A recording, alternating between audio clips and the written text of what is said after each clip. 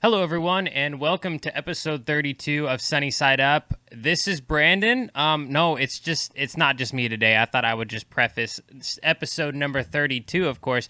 And hey, Dad and I got together. We talked to Michele Sullivan this week for Sunny Side Up, and we are super excited to bring you a preview of her new book, Looking Up. So this is a bunch of inspirational stuff in this interview. I just wanted to tell everybody that thanks for watching, and I will have descriptions to her book in the links below after the podcast, so make sure you go check that out. And Michele, thank you so much for joining us, and we hope to hear a lot about you in the future, and we know we will for sure. So without further ado, here's Michele, and if you haven't subscribed already, please do. We've been working really hard on the quality of these videos, so come and join us here on the Sunny Side Up podcast. Until next time, I'll see you guys in 33. Here's more from Michele. Thanks, guys. This is the Sunny Side Up podcast. It is episode 32 of Sunny Side Up. I'm Alan, along with Brandon, and Angel's got the week off, so she'll be back with us next week. However, we do have a guest on the telephone with us, Michele Sullivan. She's the author of the highly anticipated new book, Looking Up, How a Different Perspective Turns Obstacles into Advantages. That's going to be released February 25th by HarperCollins Publishers. And I got to tell you, normally it takes me weeks and weeks and weeks to read a book. I either lose concentration or whatever it is, but I'll get through like maybe 15 pages in a night and then set the book down and go on to something else. But this book, about 200 pages, took me about 5 hours to read. It's the first time I've ever read an entire book in just a couple of settings. It's that good of a book. Now, Sullivan's the first female president of the Caterpillar Foundation, global business advisor, published author, and inspirational speaker. You may have seen her in the TED Talks. Michele was born with a rare form of dwarfism and has spent her life looking up, utilizing the unique point of view to impact countless lives around the world. Now, we've all had those moments of feeling like we didn't belong. Now, imagine being born into a world where fitting in was never even an option. In Looking Up, Michele shares how the manner in which she viewed her own physical posture changed the way others viewed her. As a child, Michele realized that she had a life-changing choice to make right off. She could tailor her differences into something that would be more suitable for the world. She could hide from the world entirely and live on the fringe, or she could embrace her difference, turn them into assets, and come to realize that her strength within could help others. And that's the option that she chose. Looking Up tells the story of how Michele became the smallest woman in the largest earth-moving manufacturer in the world. In it, Michele reveals her strategies of overcoming life's obstacles. And I got to tell you, Looking Up is an inspiring nonfiction work full of heartfelt lessons. It truly inspired me, and I think it'll resonate with your life and your work. Looking Up is a beacon of hope for anybody facing personal challenges. Again, it comes out February 25th from HarperCollins Publishers. And Michele on the line with us today. I got to ask you, after reading this book, I got about 1,000 questions for you, and I've tried to whittle them down to a few. So let's just start with this. Michele, why did you write the book Looking Up in the first place? You know, it's interesting. People have told me my whole life to write a book for various reasons, and it just didn't seem like the right time. And I guess I didn't feel like I had anything that was any different for me than anybody else. And so as I got closer to retirement, you know, within a couple of years, I really thought back, as we all do, on our life and our career. And the foundation job that I took in 2011 at Caterpillar, the first woman, really changed my life in a lot of ways. And what I mean by that is I met people in extreme poverty in the, deepest parts of Africa and other countries. And even in the United States, there's a lot of poverty here that people don't know about, or acknowledge, I should say. And so I look up to these folks, and I wanted them to know that, and I wanted people to know that everybody has value. And it really, that job really summarized my career, and I thought it was the right time to do it.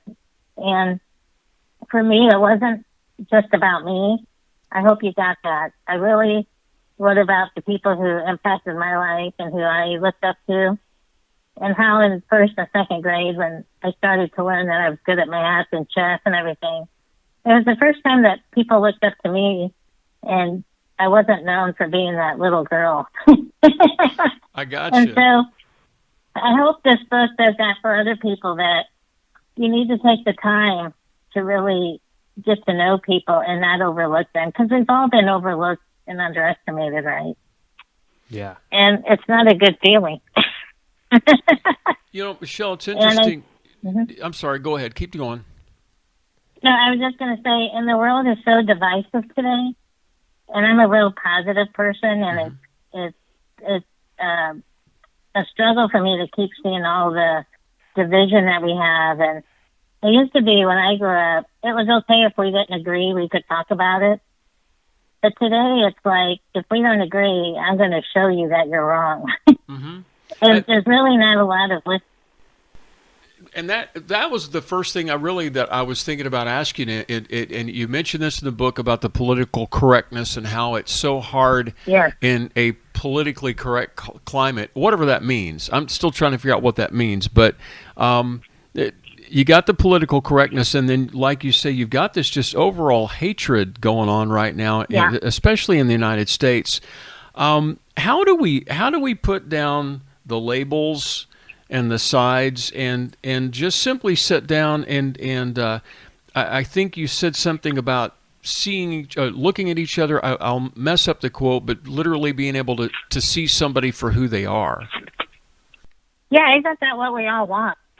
And what's interesting is you can't tell anything by looking at a ruler or a scale or anything when you look at somebody.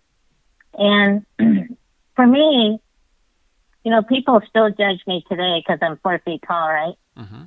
So it took me a long time to let my guard down, to let people get to know me, because I never knew if someone was going to call me names or push me or make fun of me or stare at me, you know, all of that. So I always had my guard up. And it took me a really long time to learn to let my guard down.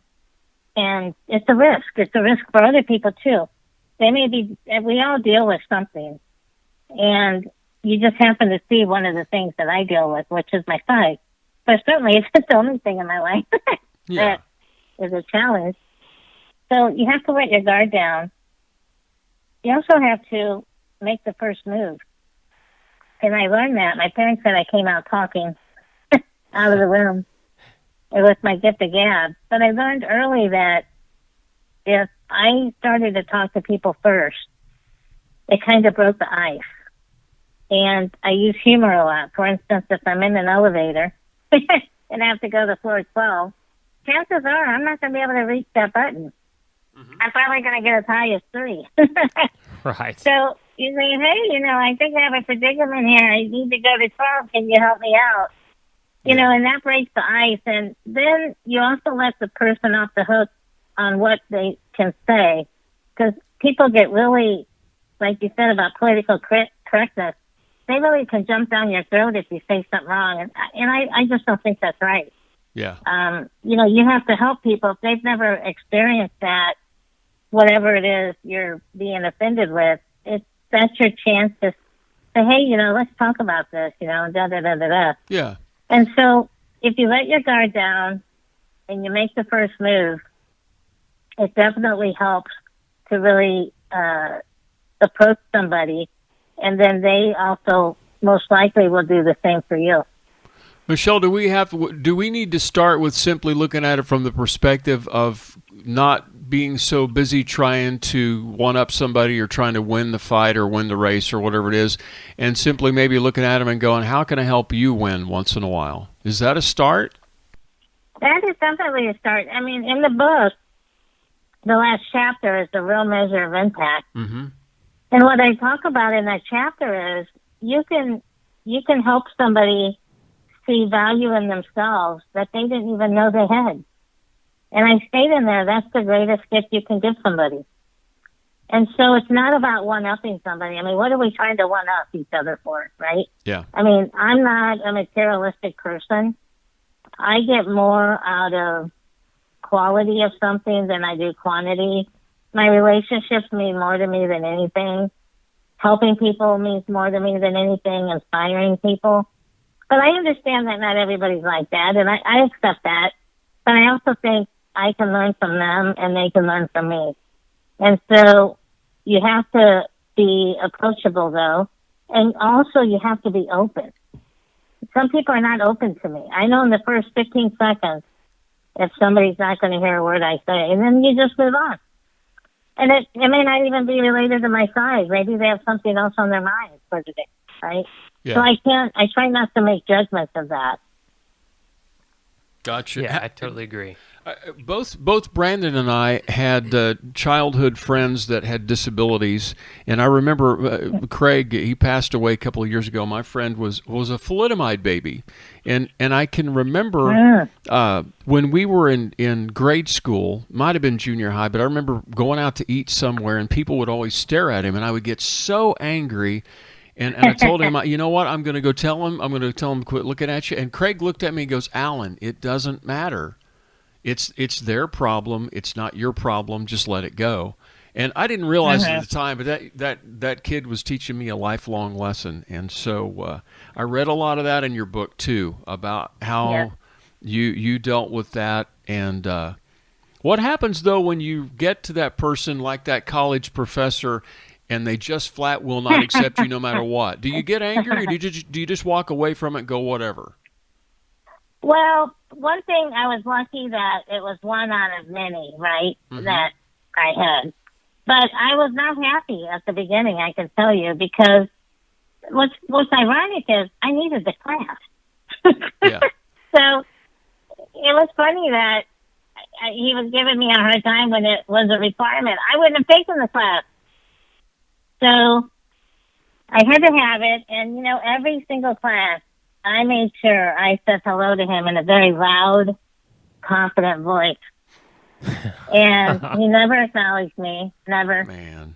And everybody saw what was happening, and it became a joke, actually. It was a joke on him. Yeah. And that's not the only time that's happened. I have been at airports where I have wanted to change a flight or something, and I should have been able to, and the guy won't even look at me. He says the plane's full. And I know it's not full because I could see on my app that it's not full. But he didn't want to mess with my scooter, and, it is more work to rebook me than most people. Right. And I could tell he wasn't interested, and so I just let it go. And then I waited a few minutes, and someone else came up to work the counter. And then I went up again, and it worked. Gotcha. So I picked my battle, because getting in an argument wasn't going to do anything. Right. Michele, are you, if you were in a situation like that and someone walked up behind you and confronted the person behind the counter and says, look, you need to help this lady, does that help you? Do you appreciate that when somebody is taking up for the little guy? I mean, is that the right thing for us to do in that situation? I do appreciate that people do that, because, to be honest, I do that for other people when I see something going on. I try not to make a big scene. I try to do it in a very sensitive manner. And I won't let it get out of hand if somebody does that, if that makes sense. Right. Okay. Because I knew there were other options, and I knew that I had a plane anyway. So if it didn't happen, I still had a way home. I got you. If it was the only flight of the day over to Switzerland or Africa, then I would push a little harder and maybe ask for a supervisor. Right? So you kind of have to weigh the situation, and also I don't want him or her to look poorly in front of all the people standing there. And also it's a reflection on me and, the other people who are with me. So I try not to get too out of hand. I can't say I've never gotten upset, because I have, but I try not to. I understand. Yeah, and that takes a lot of strength and heart, because I feel like, specifically with my generation, He's a being punk. being able to speak for it. It's big to be able to see somebody that truly understands, hey, somebody else comes first before me, and there is, that's the being a kind person and having the kindness of heart. And it's hard to find people like that these days. So in you saying that's awesome, and I wish that more would listen to that and actually apply that to their lives, as far as not letting a situation escalate, even if you're mad at the person, and just being kind and respectful. Because the thing is, at the end of the day, if you're kind and respectful to a person and a situation starts getting out of hand, and you're not escalating it, and they are the ones escalating it, honestly, it makes them look like a fool. And it really, Right. really does. So Yeah, you're exactly right. And I really work, in my book, I talk about you try to let the person stay safe so that they don't make a fool of themselves. right. And so I really work at that. Even if sometimes you kind of want them to have it, Right. you just don't, because you always take the high road. And that is such Now, a... once you leave there and you're in the car by yourself, then you can let the words fly. Right, exactly. No, that's the right thing to do. Exactly. That's why you play loud music in your car as you're driving down the road, and just scream it as you're, But yeah, that's such a hard thing to do, and I commend you for that, because that's really awesome. So. Well, I try to do it. I can't say it's every single time, but the Sure. vast majority of the time, I really try to do that. That's good. That's a good practice to have. Great stuff. Michelle, you talked about the final chapter, really wrapping up the book, and I had to skim through it real quickly because I was really running out of time. But you quoted the Bible. You talked about George Bush. You talked about Barack Obama in that final chapter. Mm-hmm. There's a lot in that final chapter. Yeah. Yeah, it was a little long. I wish I would have broken it up a little bit, No, to be honest. But it really all was about impact. All those people made an impact. And it's funny. You mentioned Bush and Obama, who, of course, are on opposite parties. Mm-hmm. But people go, oh, Michelle, you work at CAT. You're a Republican. Oh, you're in the foundation. You're a Democrat. And I giggle because I go, first of all, I'm Michelle. Second of all, I'm a collaborator. Mm-hmm. Yeah. I'm not even, that's our problem, is why nothing's getting done is it's more about the party and the side than it is about the united people. Yeah. And we're not all going to agree. I accept that. But there is no middle and there is no compromise. And I don't think that's the way to do it. Right. I agree. Well, especially when you're talking about world hunger and poverty and homelessness, when we sit in our air-conditioned or heated apartments and homes. We've got it. So we've been, as a nation, we've been so blessed, and I think it's time we step back and kind of take a look, regardless of what political affiliation we're with. That's irrelevant, I think. So I think that people, and just looking at it from a younger view, I think people are really obsessed with labels, in that they just want to be something. That's why you can go to an Instagram account or whatever and look at somebody's page with 400 or 500 followers, and right under their name it says influencer or public speaker or something like that. Why are we so obsessed with those labels whenever we could, really take that focus and just be kind to people? How much difference could we make if we took that being obsessed with having a label and applying that towards being kind? Yeah. Truly. Right. Have you watched my TED Talk by chance? I'm sorry, what? Have you watched my TED Talk? I have not. We are going to go check it out. We're going to do that, immediately. Yeah, I would love that. It's to that point. At the very end, I mentioned what you just said, and it's asking for help as a strength, not a weakness, is the TED Talk. And it's Michele with one L Sullivan, and you'll find it. What's interesting about what you just said is we are so busy placing people in silos that we forget that we should walk I can't walk in your shoes, and that's what I talk about in the TED Talk. First of all, mine are size 1. So I know you can't walk in mine, but I don't need you to. But what I do need is for you just to walk side by side me and support me. Yeah. That's awesome. I like And that. you will resonate with that TED Talk if you go watch it. We're going to go watch it here Asking in just for a help bit. is a strength, not a weakness, and that's a chapter in the book. Yeah, Yes. I like that a lot. Michelle, your book. I could Looking talk like Up- this all day, you guys. We could talk all night. I mean, we got to eat supper at some point. But Michelle, I meant what I said about the book. It was an easy read, but it was also a blessing to read it. And I really wanted to make sure I told you this too.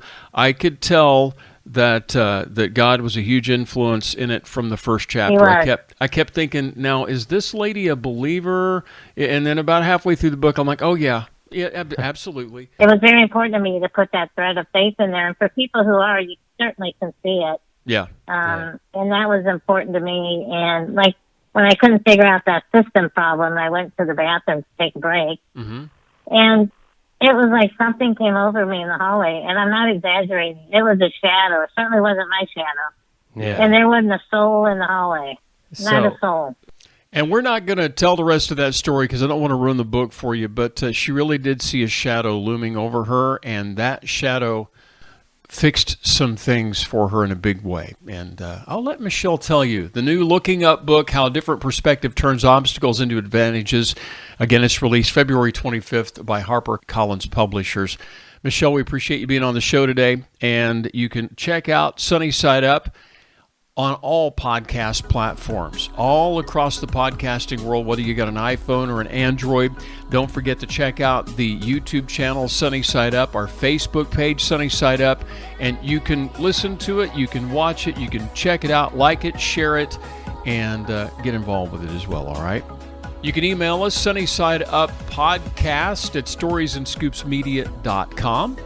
And keep listening to the podcast each and every week. That's a wrap. Thank you, Brandon. Angel, we missed you. You'll be back next week, I'm sure. That's episode 32 of Sunny Side Up. Have a blessed week. We'll see ya.